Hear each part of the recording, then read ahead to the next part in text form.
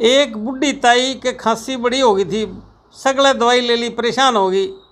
पड़ोस में कोई छोरा बैठा था, वो दारूडिया था।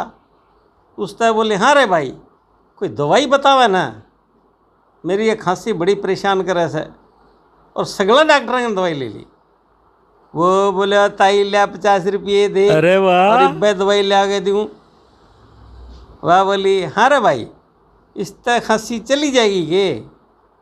बोले, ताई मेरे 20 किले चले गए, तेरी तो छोटी सी खांसी है, नहीं जाओगी? वो बोली, है